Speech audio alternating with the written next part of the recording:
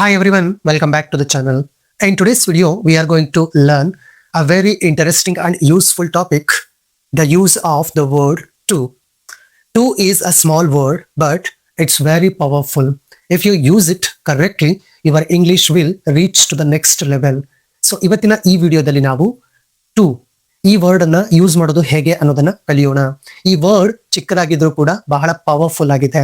So to ನ ನೀವು correct ಆಗಿ ಪ್ರಾಪರ್ ಆಗಿ ಯೂಸ್ ಮಾಡೋದನ್ನ ಕಲ್ತ್ಕೊಂಡಿದ್ದೀರಾ ಅಂದ್ರೆ ನಿಮ್ಮ ಇಂಗ್ಲಿಷ್ ನೆಕ್ಸ್ಟ್ ಲೆವೆಲ್ಗೆ ರೀಚ್ ಆಗುತ್ತೆ. So in today's video, let's explore the different situations and conditions where we use the word to in English. Before we start today's video, I want to share something important with you. If you want to speak English fluently, then do not try to translate each and every word and sentence from Kannada to English. If you always try to turn each Kannada word and sentence into English, sometime the meaning can change or become confusing. So English ಅನ್ನ ಕಲಿಯುವಾಗ ಪ್ರತಿಯೊಂದು ಕನ್ನಡ ಪದ ಅಥವಾ ವಾಕ್ಯವನ್ನ as it is ಇಂಗ್ಲಿಷ್ಗೆ translate ಮಾಡೋದಕ್ಕೆ try ಮಾಡಬೇಡಿ. ಅದೇ ತರ ಇಂಗ್ಲಿಷ್ ವರ್ಡ್ ಅಥವಾ ಸೆಂಟೆನ್ಸ್ ಅನ್ನ ಆಸ್ ಇಟ್ ಈಸ್ ಕನ್ನಡಕ್ಕೆ ಟ್ರಾನ್ಸ್ಲೇಟ್ ಮಾಡೋದಕ್ಕೂ ಟ್ರೈ ಮಾಡಬೇಡಿ. ಈ ತರ ಮಾಡಿದಾಗ ನಿಮಗೆ ಕೆಲವೊಂದು ಸಂದರ್ಭಗಳಲ್ಲಿ ಮೀನಿಂಗ್ ಚೇಂಜ್ ಆಗಬಹುದು ಅಥವಾ ಕನ್ಫ್ಯೂಷನ್ ಕ್ರಿಯೇಟ್ ಆಗ್ಬೋದು. ಸೊ ವರ್ಡ್ ಮತ್ತೆ ಸೆಂಟೆನ್ಸ್ ಯಾವ ಕಾಂಟೆಕ್ಸ್ಟ್ ಅಲ್ಲಿ ಯೂಸ್ ಆಗಿದೆ ಅನ್ನೋದನ್ನ ನೀವು ಅರ್ಥ ಮಾಡ್ಕೊಂಡಾಗ ಯಾವುದೇ ರೀತಿ ಕನ್ಫ್ಯೂಷನ್ ಇಲ್ಲದೆ ಇಂಗ್ಲಿಷ್ ನ ಈಸಿಯಾಗಿ ಕಲಿಯೋದಕ್ಕೆ ಸಾಧ್ಯ ಇರುತ್ತೆ. So always remember this one important thing in your mind. So ಯಾವಾಗ್ಲೂ ಕೂಡ ಈ ಒಂದು ವಿಷಯವನ್ನ ನಿಮ್ಮ ಮೈಂಡ್ ಅಲ್ಲಿ ನೆನಪಲ್ಲಿ ಇಟ್ಕೊಂಡಿರಿ. Without making any further delay, let's focus on today's topic. First situation or condition where we use to. To is used when something moves in a direction. So ಆಗ್ಲೇ ಹೇಳಿದೆ, ವರ್ಡ್ ಟು ವರ್ಡ್ ಟ್ರಾನ್ಸ್ಲೇಷನ್ ಅನ್ನ ಆದಷ್ಟು avoid ಮಾಡಿ. Direction ಅಂದ್ರೆ ನಮಗೆ ದಿಕ್ಕು ಅಂತ ಗೊತ್ತಿದೆ. ಸೊ ಇಲ್ಲಿ ಕೇವಲ ದಿಕ್ಕು ಅಂತ ಅರ್ಥ ಮಾಡ್ಕೊಳ್ಬಾರ್ದು. ಎಲ್ಲಿಗೆ ಹೋಗ್ತಿದ್ದಾರೆ, ಯಾವ ಕಡೆಗೆ ಹೋಗ್ತಿದ್ದಾರೆ ಅನ್ನೋದನ್ನ ಹೇಳುವಂತಹ ಸಂದರ್ಭದಲ್ಲಿ ನಾವು ಇಂಗ್ಲಿಷ್ ಅಲ್ಲಿ ಸೆಂಟೆನ್ಸ್ ಮಾಡುವಾಗ ಟು ನ ಯೂಸ್ ಮಾಡ್ಕೊಳ್ತೀವಿ. ಸೊ ಇಲ್ಲಿ ಡೈರೆಕ್ಷನ್ ಅನ್ನೋದರ ಕಾಂಟೆಕ್ಸ್ಟ್ ಏನಾಗಿದೆ ಅಂದ್ರೆ ಯಾವ ಕಡೆಗೆ, ಎಲ್ಲಿಗೆ ಅನ್ನೋದನ್ನ ಸೂಚಿಸೋದು ಆಗಿರುತ್ತೆ. ಸೊ ಇಂಥ ಸಿಚುವೇಶನ್ಸ್ ಅಲ್ಲಿ ನಾವು ಟು ಈ ವರ್ಡ್ ಅನ್ನ ಯೂಸ್ ಮಾಡ್ಕೊಳ್ತೀವಿ. ನಾನು ಶಾಲೆಗೆ ಹೋಗುತ್ತಿದ್ದೇನೆ. I am going to school. I am going to school. So here we use the word to. ಅವಳು ಮಾರುಕಟ್ಟೆಗೆ ಹೋದಳು. She went to market. She went to market. ಮಾರುಕಟ್ಟೆಗೆ ಹೋದಳು. ಸೊ ಎಲ್ಲಿಗೆ, ಯಾವ ಕಡೆಗೆ. ಅವರು ನಮ್ಮ ಮನೆಗೆ ಬರುತ್ತಿದ್ದಾರೆ. They are coming to. They are coming to our house. They are coming to our house. So this is the first situation where we use to. ಯಾವ ಕಡೆಗೆ ಅಂತ ಹೇಳುವಾಗ, ಎಲ್ಲಿಗೆ ಅಂತ ಹೇಳುವಾಗ ನಾವು ಟು ನ ಯೂಸ್ ಮಾಡಿಕೊಂಡು ಸೆಂಟೆನ್ಸ್ ಅನ್ನ ಮಾಡ್ತೀವಿ. ಈಗ ನೀವು ಕೂಡ ಫಸ್ಟ್ ಸಿಚುವೇಶನ್ಗೆ ಎಕ್ಸಾಂಪಲ್ಸ್ ಆಗಿ ಟು ಓನ್ ಸೆಂಟೆನ್ಸಸ್ ಅನ್ನ ಮಾಡಿ. Second situation where we use to. To is used to show why do we do something. ಕೆಲವೊಂದು ಕೆಲಸಗಳನ್ನ ನಾವು ಯಾಕೆ ಮಾಡ್ತೀವಿ ಅಂತ ಕಾರಣ ಹೇಳುವಾಗ ಟು ನ ಯೂಸ್ ಮಾಡಿಕೊಂಡು ಸೆಂಟೆನ್ಸ್ ಗಳನ್ನ ಮಾಡ್ತೀವಿ. So here we say or we express why do we do something. That means we are going to mention the reason, mention the cause. ನಾನು ಪರೀಕ್ಷೆಯಲ್ಲಿ ಉತ್ತೀರ್ಣನಾಗಲು ಓದುತ್ತೇನೆ. I study to pass the exam. I study to pass the exam. ಅವಳು ಹಣ ಸಂಪಾದಿಸಲು ಕೆಲಸ ಮಾಡುತ್ತಾಳೆ. She works to earn money.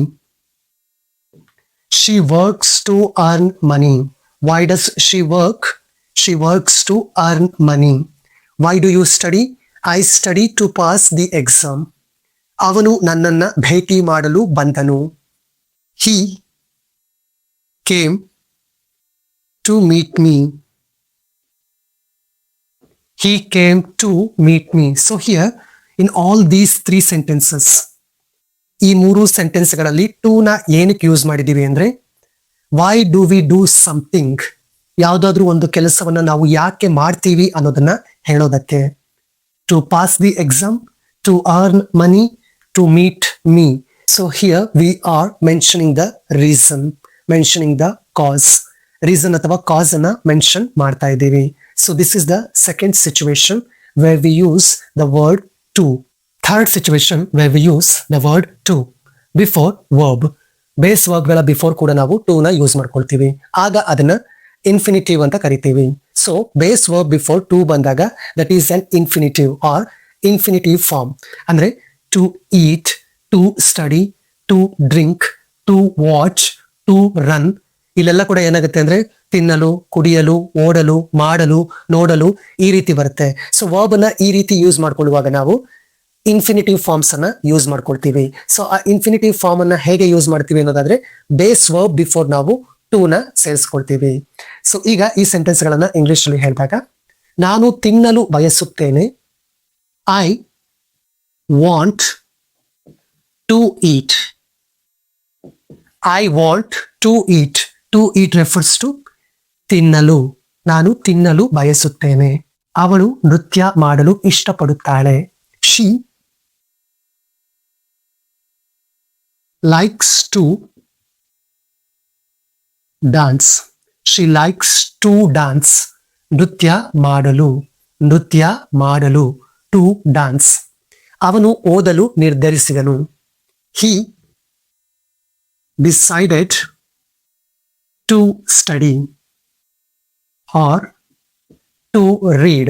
This is the third situation where we use the word to. The fourth situation or condition where we use the word to.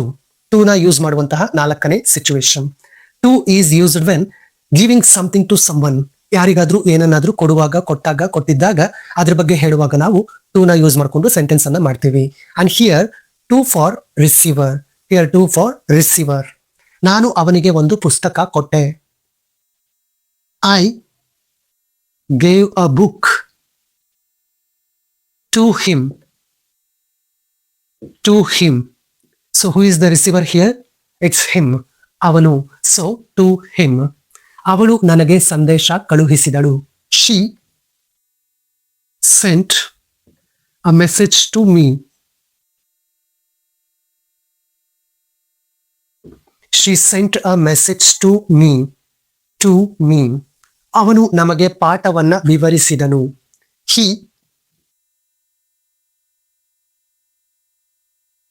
He explained the lesson to us.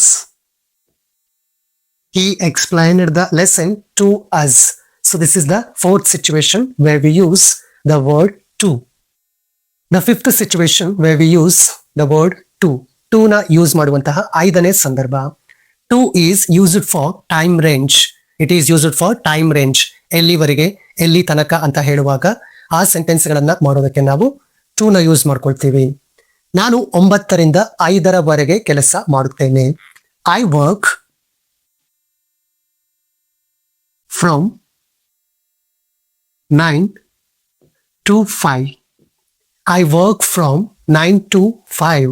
So ಎಲ್ಲಿವರೆಗೆ ಕೆಲಸ ಮಾಡ್ತೀನಿ? 9 ರಿಂದ 5 9 to 5.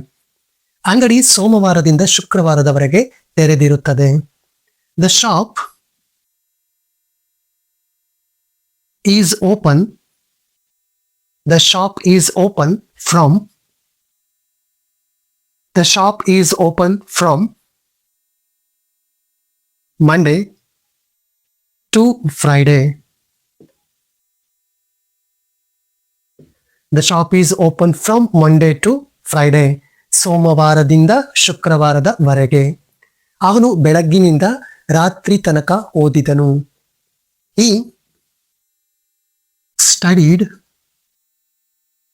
studied from morning to night. He studied from morning to night. ಬೆಳಗ್ಗಿನಿಂದ ರಾತ್ರಿ ತನಕ, morning to night. So ಹೀಗೆ ನಾವು time range ಅನ್ನ ಹೇಳುವಾಗ ಟು ನ ಯೂಸ್ ಮಾಡ್ಕೊಂಡು ಸೆಂಟೆನ್ಸ್ ಗಳನ್ನ ಮಾಡ್ತೀವಿ. And this is the fifth situation where we use the word to. The sixth situation or condition where we use to. To is use to compare two things. ಎರಡು ವಸ್ತುಗಳಿಗೆ ಹೋಲಿಕೆಯನ್ನ ಮಾಡುವಾಗ ನಾವು to ನ use ಮಾಡ್ಕೊಳ್ತೀವಿ. Usually we use than in comparison, but in some cases we use to. So usually ಸಾಮಾನ್ಯವಾಗಿ ನಾವು comparison ಅಂತ ಬಂದಾಗ ದ್ಯಾನ್ ಅನ್ನ ಯೂಸ್ ಮಾಡ್ಕೊಳ್ತೀವಿ, ಬಟ್ ಇನ್ ಸಮ್ ಕೇಸಸ್ ನಾವು ಟು ನ ಕೂಡ ಯೂಸ್ ಮಾಡಿಕೊಂಡು ಸೆಂಟೆನ್ಸ್ ಗಳನ್ನ ಮಾಡ್ತೀವಿ. ನಾನು ಕಾಫಿಗೆ ಹೋಲಿಸಿದರೆ ಚಹಾ ಇಷ್ಟಪಡುತ್ತೇನೆ. ಸೊ ವಿಡಿಯೋ ಸ್ಟಾರ್ಟಿಂಗ್ ಅಲ್ಲಿ ನಾನು ಹೇಳಿದ್ದೆ, ಪ್ರತಿಯೊಂದು ಕನ್ನಡ ಪದ ಅಥವಾ ಸೆಂಟೆನ್ಸ್ ಅನ್ನ ಇಂಗ್ಲಿಷ್ಗೆ ಟ್ರಾನ್ಸ್ಲೇಟ್ ಮಾಡೋದಕ್ಕೆ ಟ್ರೈ ಮಾಡಬೇಡಿ, ಅದನ್ನ ಆದಷ್ಟು ಅವಾಯ್ಡ್ ಮಾಡ್ಕೊಳ್ಳಿ, ಇಲ್ಲದೆ ಇದ್ರೆ ನಿಮಗೆ ಕನ್ಫ್ಯೂಷನ್ ಕ್ರಿಯೇಟ್ ಆಗುತ್ತೆ ಅಂತ. ಸೊ ಅದಕ್ಕೆ ಇಲ್ಲೊಂದು ಎಕ್ಸಾಂಪಲ್ ಇದೆ. ಸೊ ಇಲ್ಲಿ ನಾವು as it is word to word translation ಅನ್ನ ಮಾಡೋದಿಲ್ಲ, ಕಾಂಟೆಕ್ಸ್ಟ್ ಅನ್ನ ಅರ್ಥ ಮಾಡ್ಕೊಂಡು ಸೆಂಟೆನ್ಸ್ ಅನ್ನ ಮಾಡ್ತೀವಿ. ನಾನು ಕಾಫಿಗೆ ಹೋಲಿಸಿದರೆ ಚಹಾ ಇಷ್ಟಪಡುತ್ತೇನೆ. I prefer tea to coffee.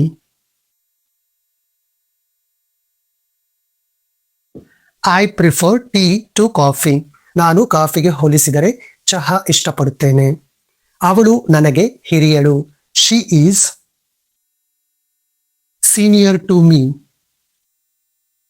She is senior to me. ಇದು ಅದಕ್ಕಿಂತ ಉತ್ತಮ. This is better to that. This is better to that.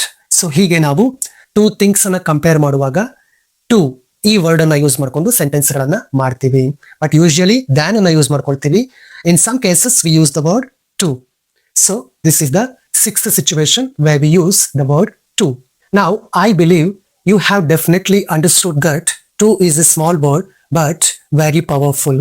So ಈ 6 ಸಿಚುವೇಶನ್ಸ್ ಅನ್ನ ನೋಡಿದ್ಮೇಲೆ ನಿಮಗೆ ಟು ಅನ್ನೋದು ಸ್ಮಾಲ್ ವರ್ಡ್ ಆದ್ರೂ ಕೂಡ ಅದು ಬಹಳ ಪವರ್ಫುಲ್ ವರ್ಡ್ ಅನ್ನೋದು ಖಂಡಿತ ಅರ್ಥ ಆಗಿದೆ ಅನ್ಕೊಳ್ತೀನಿ. ನೀವು ಕೂಡ ಟು ನ ಡಿಫ್ರೆಂಟ್ ಸಿಚುವೇಶನ್ಸ್ ಅಲ್ಲಿ ಯೂಸ್ ಮಾಡಿ ಸೆಂಟೆನ್ಸ್ ಗಳನ್ನ ಕಾಮೆಂಟ್ ಮಾಡಿ. ಈ ವಿಡಿಯೋ ನಿಮಗೆ ಯೂಸ್ಫುಲ್ ಅನ್ಸಿದ್ರೆ like this video and share this video. If you are watching my videos for the first time, then don't forget to subscribe my YouTube channel. Thank you.